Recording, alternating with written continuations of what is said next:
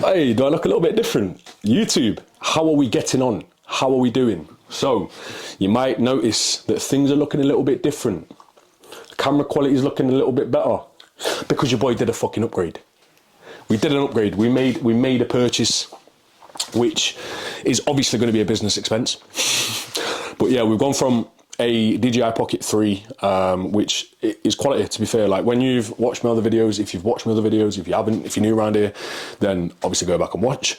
But yeah, this DJI Pocket 3 is very good for vlogging. But what I noticed is when I was in the gym, it was, if I'm honest, it was pissing me off because the quality just weren't how I wanted it to be able to bring the quality that I know I can bring to YouTube, the content that I know I can bring to YouTube to be able to grow the channel. So we made an upgrade to the Sony a7 IV. Now, anyone that is a nerd, a tech geek, loves your technology, loves your cameras, I do.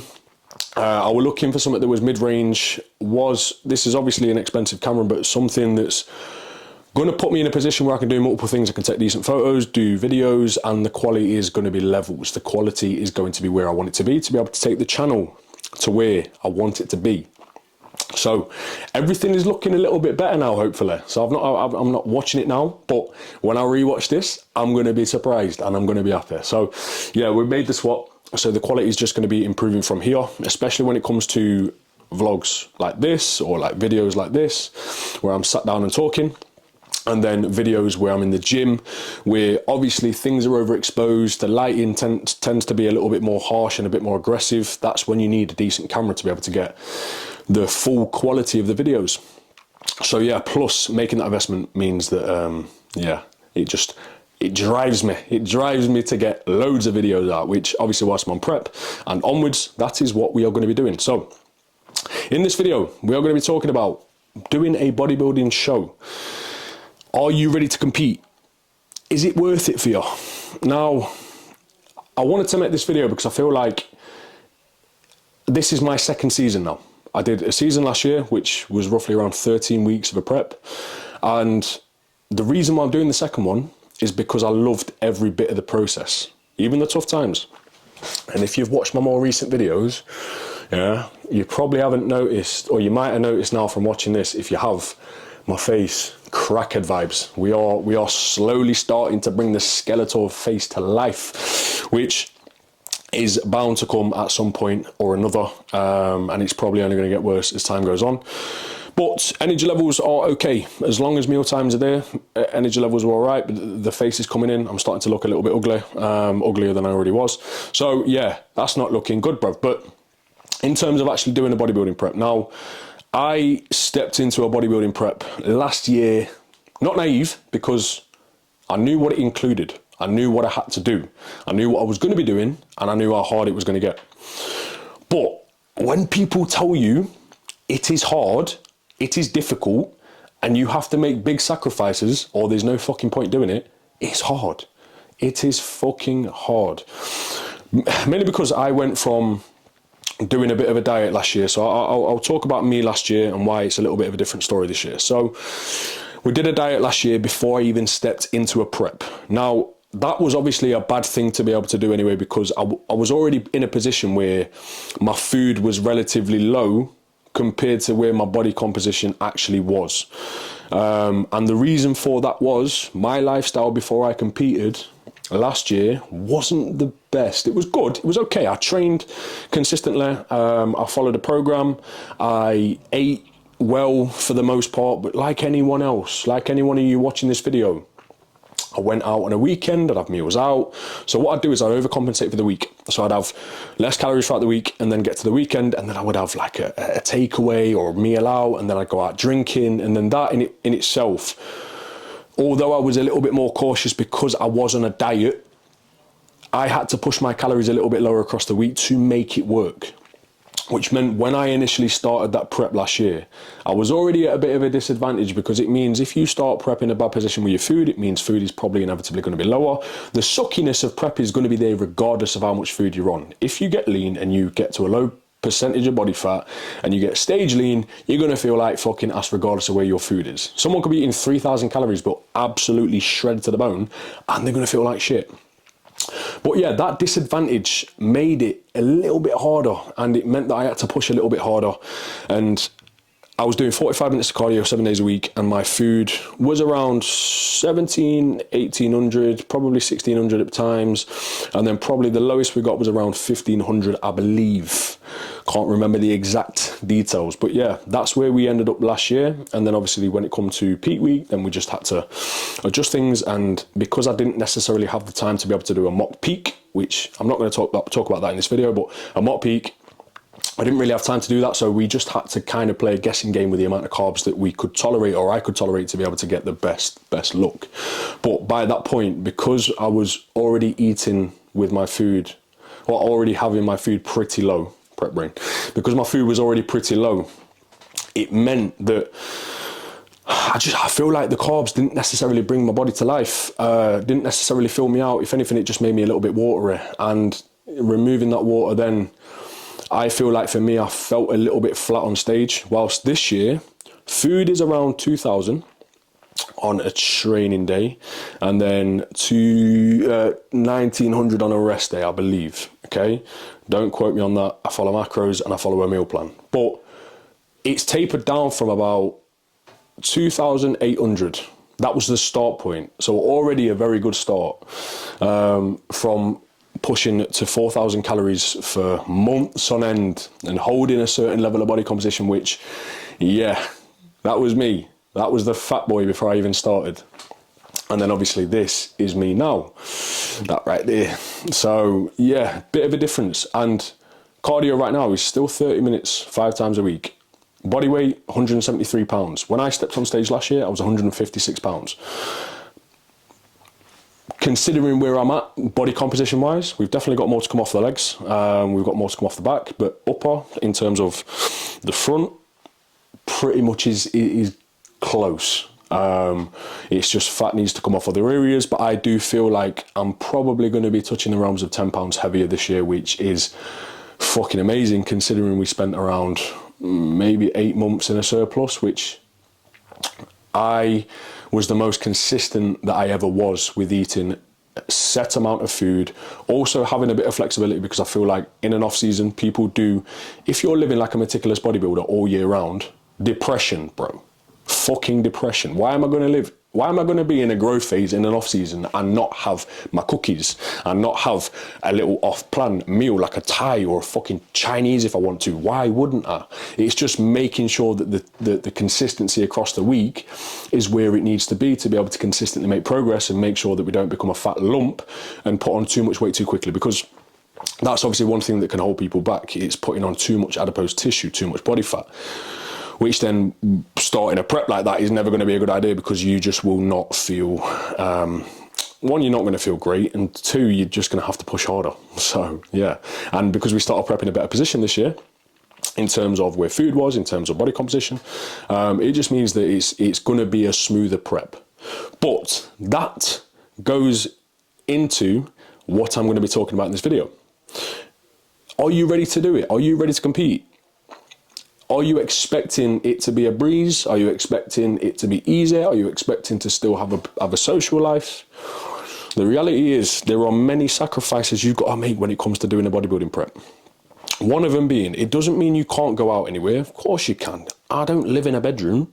I don't live in a house and just fucking, well, I do, but I don't live somewhere and stay there. I do train. Obviously I go to the gym, but I mean, if I want to go out somewhere, I will. The difference is I will not be eating off plan. I will not be eating anything that I cannot make.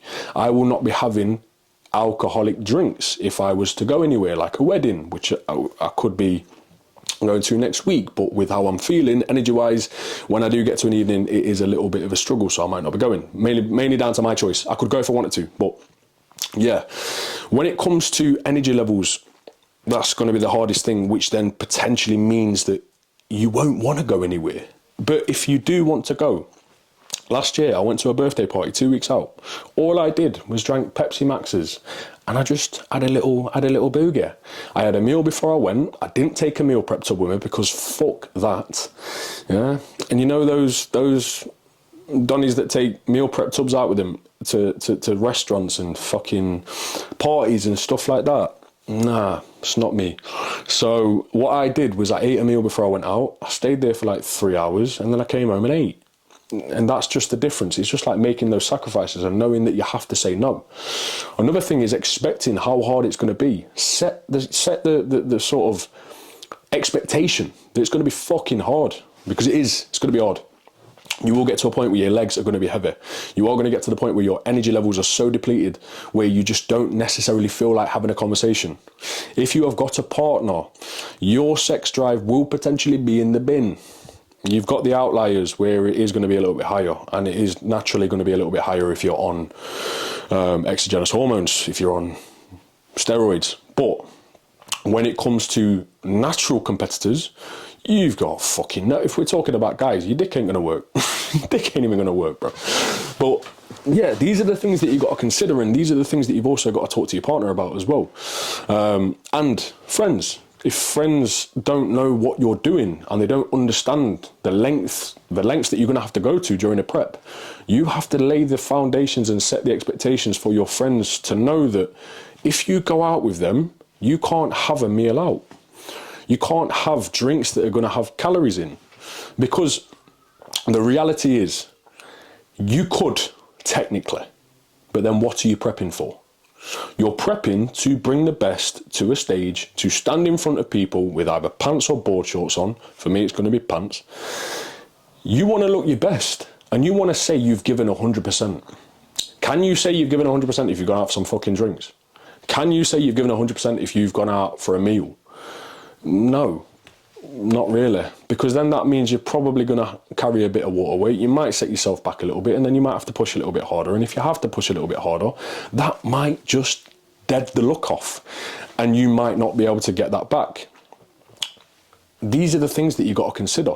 It's the sacrifices, it's saying no, set the expectations to your partner, your friends, your family, because your family, they will definitely not get it. So I'm gonna explain something right now. This is for this prep. So I came home, see my family. I'd already fucked up because I'd not bought oats. Yeah, and oats was one of my meals that I was meant to have when I'd finished training. Yeah, that was going to be the meal that I was going to have post training. I just really fucking fancied oats, and that was going to be it. And we didn't have any. And I got back and I'd already said, oh, I'll go out with you. I'll go with my mum and my nana. I'll just go shopping because I don't get to see him that often now. Well, I haven't been able to see him that often. But I'd already set the expectation that I was going to go. So all I had was a bagel. And that was not post-training, that was post-cardio, ignore me. So that's why I didn't have a pre-workout, my normal post-workout meal, which obviously you might have seen if you've watched the full day of eating, but that's changed a little bit now. So yeah, my first meal was going to be oats, and it was a rest day. So all I did instead was I just had a bagel, and then we went out. And when we went out, I was out until the bagel was at about 10 a.m. We then went out till about 2 p.m. and I was fucked, flagging. And do you know what my nana says? Do you know what she says? We drove past the Mackies. Can't you just have something from there, Tom? Can't. And these are the things that you've got to set the expectations for your family, because they ain't going to get it. They're just going to think, well, surely you can just have a fucking chicken salad from Mackey's. Surely you can just have a chicken wrap. It's not going to kill you. No, it's not going to kill you. But it's that thing that you can't control what's going in. So then it kind of ruins the rest of the day in a sense. Now, this is where it comes to the extremes of a prep compared to a diet.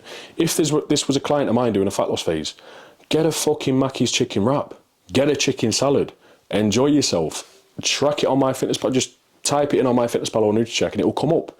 And then you can kind of account for the calories and then just adjust for the rest of the day.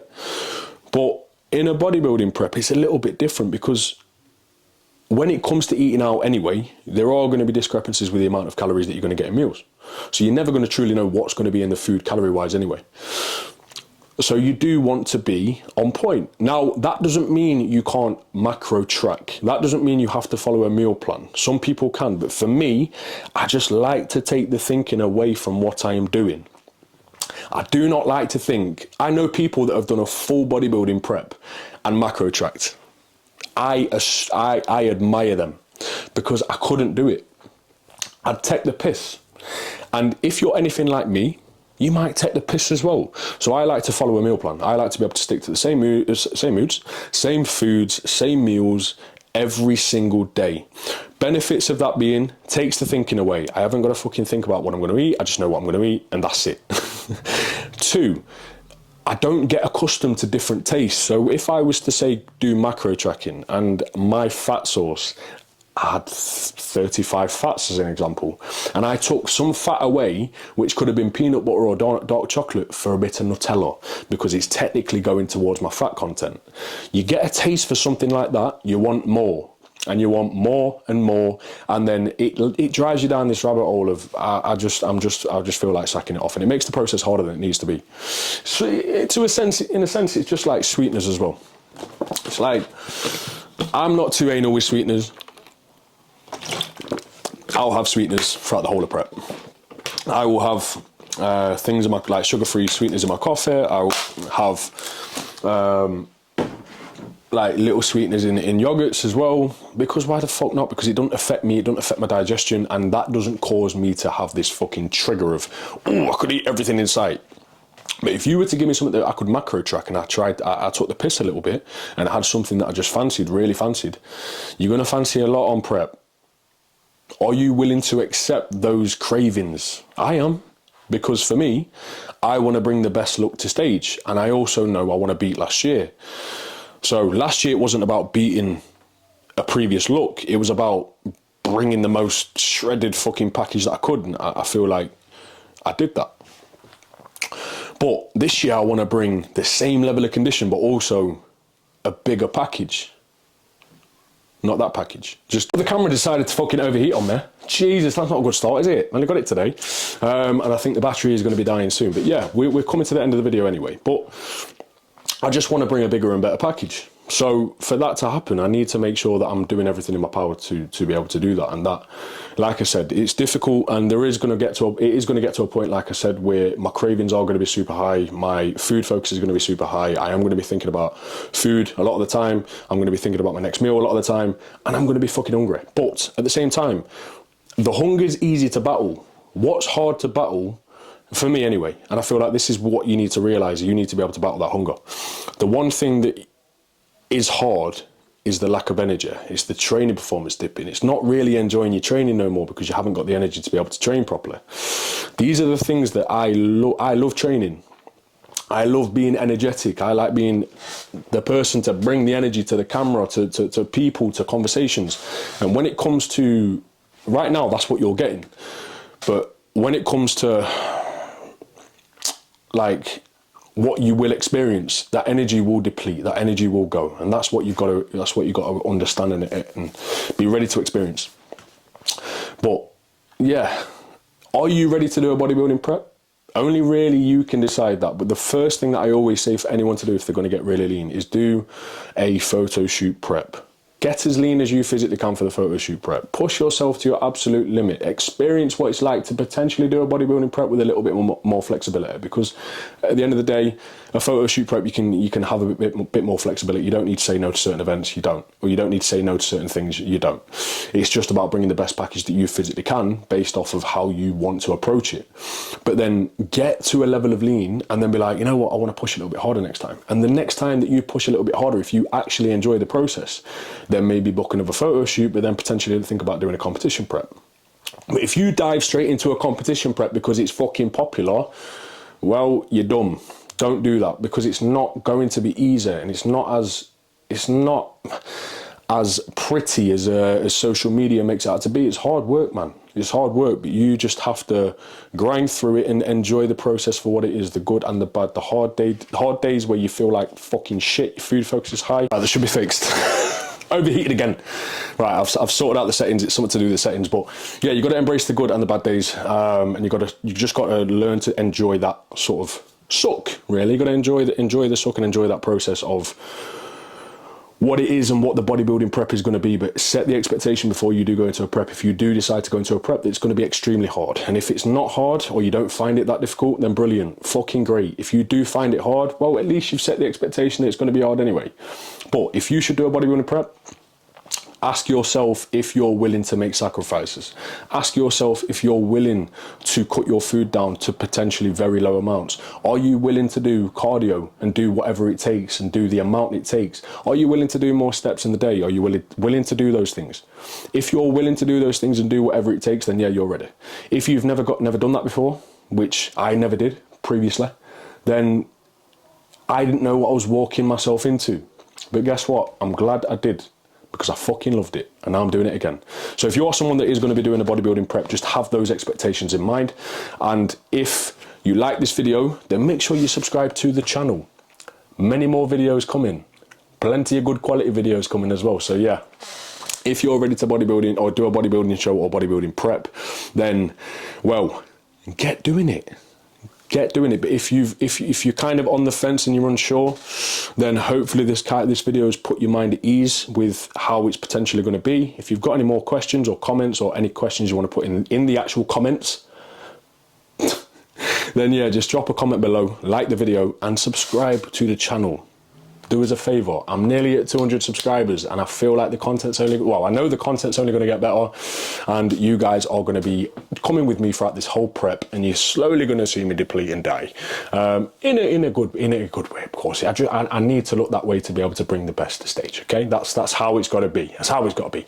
But yeah, if you do like the video, please do like, show it to a friend, and turn on the post notification button, which, to be honest, if you don't do that, I don't blame you, because I don't do it with anyone. But subscribe to the channel. I appreciate it, and I'll catch you in the next video.